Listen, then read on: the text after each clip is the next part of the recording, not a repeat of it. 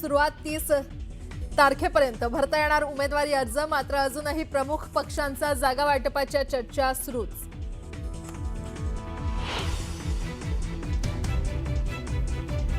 मुंबईसह सर्व महापालिकांमध्ये शिवसेना आणि भाजपची युती होणार. तर मुंबईतील जागा वाटपावरही नेत्यांचं एकमत. वर्षा निवासस्थानी झालेल्या बैठकीत शिक्कामोर्तब झाल्याची वरिष्ठ सूत्रांची माहिती.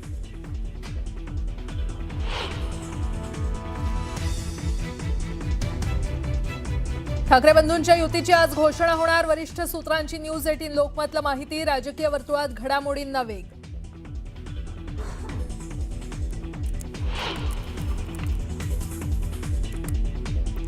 पुणे पालिकेसाठी महाविकास आघाडी आणि दोन्ही राष्ट्रवादी एकत्रित लढण्यासाठी चारही पक्षांच्या शहराध्यक्षाची बैठक.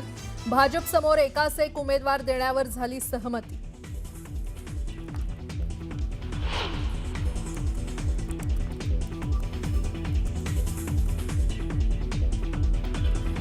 शिवडीतील 5 प्रभागांपैकी एकच जागा मनसेच्या वाटेला. शिवडीतील नाराज मनसैनिक शिवतीर्थावर. शिवडीत मनसेला 2 जागा सोडण्याची मागणी.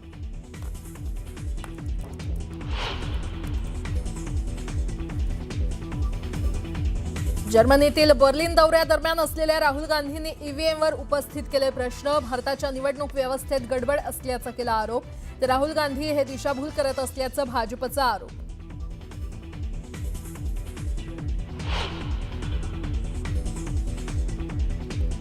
बांगलादेश दूतावासानं दिल्लीतील आपल्या सर्व सेवा केल्या बंद. व्हिसा सेवा आणि दूतावास तात्पुरता केला बंद.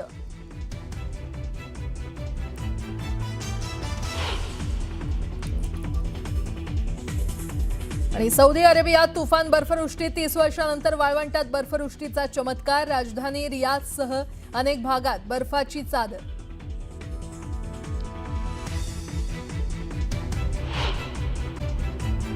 बातमी पुण्यातून. पुण्यामध्ये आणि पिंपरी चिंचवडमध्ये दोन्ही राष्ट्रवादी काँग्रेसच्या मनोमिलनाची चर्चा सुरू असताना दोन्ही पक्षाच्या पुण्यातील नेत्यांमध्ये कुठल्या चिन्हावर निवडणूक लढणार यावरून जुंपली.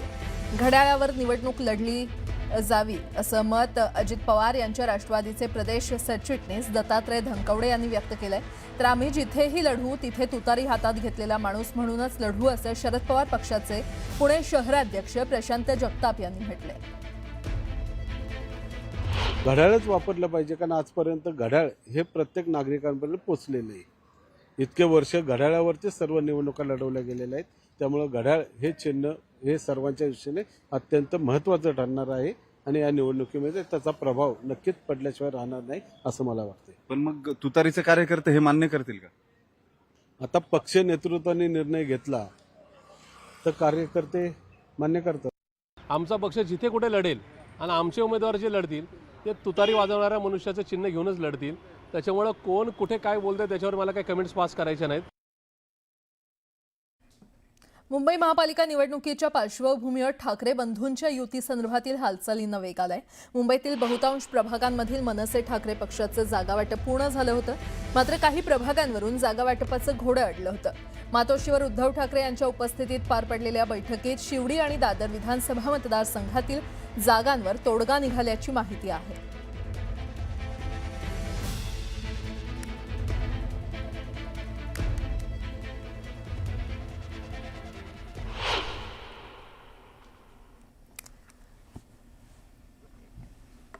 शिवडीतील प्रभाग क्रमांक 203, प्रभाग क्रमांक 204, प्रभाग क्रमांक 205 यांच्या जागावाटपाचा तिढा सुटला असून यातील 2 प्रभाग ठाकरेंच्या शिवसेनेला आणि 1 प्रभाग मनसेला सोडण्यात आल्याची माहिती मिळते. तर दादरमधील प्रभाग क्रमांक 192 शिवसेना ठाकरे पक्षासाठी तर प्रभाग क्रमांक 194 मनसेसाठी सोडण्यात आल्याची माहिती मिळते. या बैठकीसाठी मातोश्रीवर मनसेचे बाळा नांदगावकर, नितीन सरदेसाई यांच्यासह ठाकरे पक्षाचे सुधीर साळवी आणि खासदार अनिल देसाई उपस्थित होते.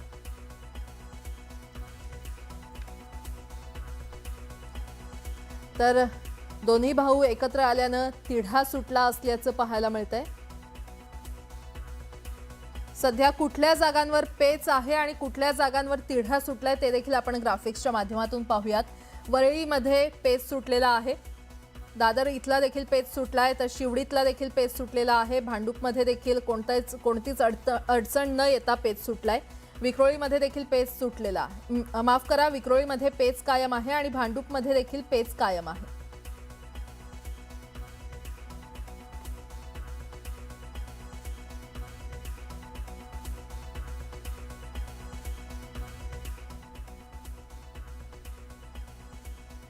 एकीकडे ठाकरेंची सेना आणि मनसे युतीच्या चर्चा होत असतानाच दुसरीकडे संजय राऊतांनी महाविकास आघाडी टिकावी म्हणून थेट काँग्रेस हायकमांडशी बोलणी सुरू केली आहे.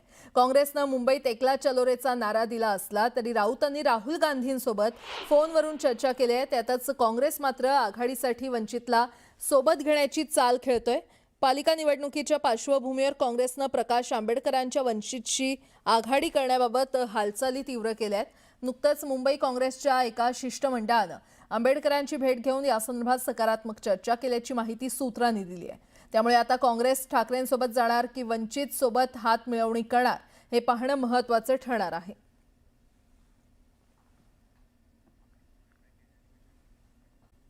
वैचारिकदृष्ट्या अजित पवार यांच्या राष्ट्रवादी इतका लवचिक पक्ष हा कोणताही नाहीये.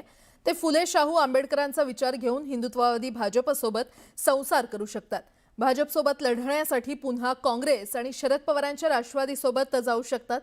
पुणे आणि पिंपरी चिंचवडमध्ये भाजपला आसमान दाखवण्याच्या बेतात असलेल्या अजित पवारांनी तिरकी चाल खेळण्याचा विचार केलाय का, हा प्रश्न आता पडतोय. त्याचं कारण पडद्यामागे घडणाऱ्या या गोष्टी आहेत. पाहूयात. भाजपचा धक्का, दादांचा इरादा पक्का.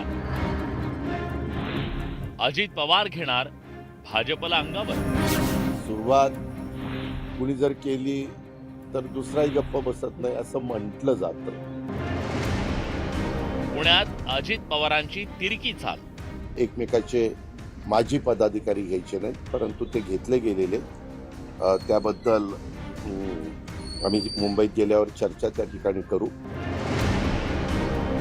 राज्यात उपमुख्यमंत्री अजित पवारांनी महायुतीतल्या फोडाफोडीवर व्यक्त केलेली ही नाराजी. एकमेकाचे माजी पदाधिकारी घ्यायचे नाहीत, परंतु ते घेतले गेलेले.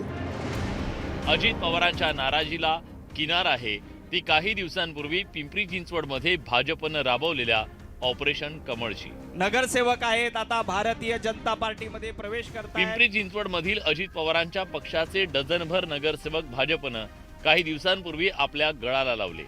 महायुतीतील ही फोडाफोडी अजित पवारांच्या चांगलीच जिवारी लागली आहे. मधल्या काळामध्ये साधारण आमचं अंडरस्टँडिंग ठरलेलं होतं की आम्ही जे मित्रपक्ष आहोत त्यांनी एकमेकाचे उमेदवार घ्यायचे नाहीत किंवा एकमेकाचे माजी पदाधिकारी घ्यायचे नाहीत, परंतु ते घेतले गेलेले. त्याबद्दल आम्ही मुंबईत गेल्यावर चर्चा त्या ठिकाणी करू. पिंपरी चिंचवड पालिका निवडणुकीच्या तोंडावर भाजपनं अजित पवारांच्या राष्ट्रवादीला मोठं भगदाड पाडलं. अजित पवारांच्या शिलेदारांनाच भाजपनं आपल्या पक्षात घेत राष्ट्रवादीची ताकद कमी करण्याचा प्रयत्न केला. त्यामुळे अजित पवारांनी भाजपला गर्भित इशारा दिलाय, तर भाजपनंही अजित पवारांना उत्तर दिलंय. ह्याच्यात नाराज विराज होऊन चालत नसतं. सुरुवात कुणी जर केली तर दुसराही गप्प बसत नाही असं म्हटलं जातं. Everything is fair in love, war and election. तिसरा त्याला आता ऍड झालेला आहे सध्या. म्हणजे नुसतं प्रेमात युद्धात नाही तर निवडणुकीवर सध्या सगळं माफ आहे. आता त्यांनी त्यांच्या पद्धतीने काम करावं, आम्ही आमच्या पद्धतीने काम करू. एकीकडे भाजपला थेट भिडण्याची तयारी करत असताना अजित पवार पुण्यात तिरकी चाल खेळण्याच्या तयारीत आहे. पुण्यात राष्ट्रवादी काँग्रेसनं काँग्रेससोबत मागच्या दारानं चर्चा सुरू केल्याचं बोललं जात आहे. वन ऑन वन असं एक आव्हान उभं करू शकतात का? मताचा स्प्लिट किंवा मतांची मतं फुटणं किंवा मतांची विभागणी हा जो काही प्रकार आहे तो जर टाळता आला तर ते शक्य होतंय का अजित पवारांना, हे पाहणं महत्त्वाचं आहे. मात्र एक नक्की, भाजपला पुण्यामध्ये तगडं आव्हान द्यायची तयारी जी आहे ती अजित पवार यांनी चालवली आहे हे नक्की. पुण्यात भाजपला रोखण्यासाठी दोन्ही राष्ट्रवादींची मोट बांधण्याचा प्रयत्न सुरू करण्यात आलाय. दोन्ही राष्ट्रवादीच्या युतीची चर्चा जोरात सुरू आहे. त्याच्यामध्ये दोन्ही राष्ट्रवादी काँग्रेस पार्टी ह्या एकत्र येणार अशा प्रकारच्या चर्चा वरिष्ठ लेवलला चालू आहेत आणि तशा प्रकारे त्या पद्धतीने काम चालू आहे आणि सर्व उमेदवार जे आहेत महानगरपालिकेच्या निवडणुकीमधील जे उमेदवार आहेत किंवा दोन्ही राष्ट्रवादीचे कार्यकर्ते आहेत त्यांची मनोमन भावना गेल्या अनेक वर्षापासूनची की ह्या दोन्ही राष्ट्रवादी एकत्र आल्या पाहिजेत. मताची विभागणी झाल्यानंतर निवडून येलेल्या उमेदवाराला अडचण येते.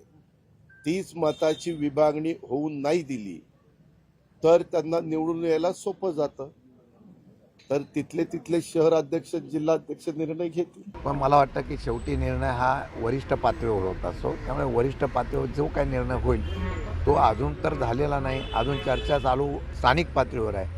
स्थानिक पातळीवरच्या चर्चेमध्ये एकमत झालं की ते वरिष्ठ पातळीवर कळवतील, मग त्यावेळेला ठरवून घेऊ.